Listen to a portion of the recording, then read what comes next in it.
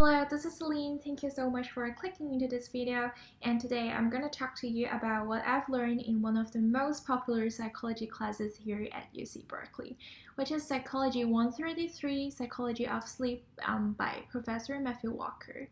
And specifically, I'm excited to share with you the stuff I've learned about sleep deprivation. Like, why is it bad for you? Why a lot of us underestimate its impact on our health, performance, and our well-being. And I will also get into the research studies as evidence for the points that I'm going to make in this video. So, what is sleep deprivation? It basically refers to the condition of not having enough sleep. So the first thing that I learned in this class is that our subjective sense of sleepiness is unreliable, meaning that you could feel you're full of energy with, let's say, just 4 hours of sleep per night, but you just don't perform as good as how you feel. Just because you don't feel sleepy at night, it doesn't mean that your body doesn't need to rest. And you don't feel sleepy in the morning, maybe, with just 4 hours of sleep, but it doesn't mean that you're fully recharged. So my point here is that we can't trust how sleepy we feel and think that our body doesn't need a full amount of sleep. Oh, by the way, if you're interested in knowing more about how objective sleepiness can be measured, you can take a look at the research done by Berkeley et al. In 2003. Okay, the second point that I want to make here is that memory consolidation happens during sleep. So if you don't sleep, you basically just lose the chance to consolidate a huge part of your memory. For example, it is found that visual skill memory consolidation correlates with the combination of both early slow-wave sleep and later REM sleep, meaning if you don't have a full amount of sleep, you may only experience the early slow-wave sleep, but you don't even get to have the later part of REM sleep that happens at the later stages of a sleep period. That means you don't get to consolidate the visual memory you experience in the day. Okay, imagine how this could play a role in learning. Let's say you study for an exam, but then you sleep deprive yourself.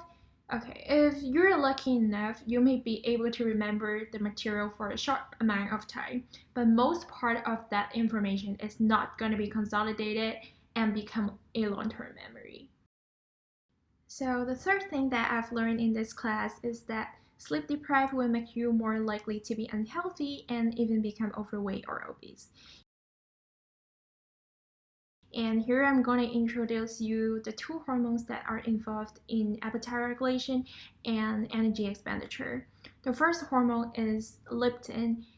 This is a hormone that inhibits your appetite and increases your energy expenditure. This is basically the don't eat hormone. It signals your body that, okay, you're full, you're not hungry, you don't need food at this moment.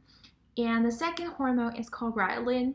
It increases appetite and reduces your energy expenditure. This is basically the eat hormone. It helps us to regulate by signaling our body that, okay, you're hungry, you need food, please eat. Okay, so what is the role of sleep in this? There is a research aimed to figure this out, and the researchers basically had the participants go through two different conditions. Group 1 of the participants, they were sleep deprived with only 4 hours of sleep per night, 2 nights in a row. And the second group of participants, they were sleep rested, meaning they just sleep as normal. And on day 3, their leptin and ghrelin levels were being measured. Their own subjective ratings of how hungry they felt and what they were hungry for were also being recorded. And results showed that compared to the well-rested group that slept normal, the sleep-deprived group showed a 18% of reduction in the leptin hormone, an increase of 28% of ghrelin hormones, and 24% of hunger sensation when they were being asked how hungry they were. And the results showed that people were eating more in general and were craving 32% more of high-carb food and simple sugar when they were sleep deprived. Okay, so I don't want to make this video too long, so the last thing I'm going to talk about is if there is such thing as beauty sleep. We discussed this in class and we looked into a study done by Exelson in 2010. In this experiment, healthy young participants were photographed at both after 8 hours of normal sleep and after pulling an all-nighter. And after that, independent observers then rated their two photos based on three different factors. The first factor is how tired they look. The second factor is how healthy they look. And the third factor is how attractive they look. And the result showed that they were rated 3 times more tired, more than 50% less healthy, and more than 50% less attractive compared to the rating they received for the photo they took after having a full night's sleep. So here's a quick summary for y'all. The first thing is not having enough sleep is bad for you. Your body needs full amount of sleep even when you don't feel sleepy with just 4 hours of sleep, because our sense of sleepiness is unreliable. Also, memory consolidation, or a large portion of it, happens during sleep. So without adequate sleep, we lose the chance to consolidate the information we received and experienced in daytime. Moreover, not having enough sleep causes you to eat more and more high-carb food in particular, because the hormones regulating our appetite are out of balance. Lastly, there seems to be a thing such as beauty sleep.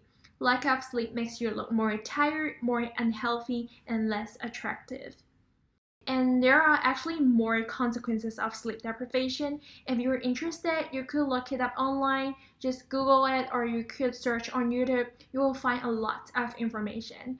And I hope this video is informative to you, because I personally have learned so much from this class.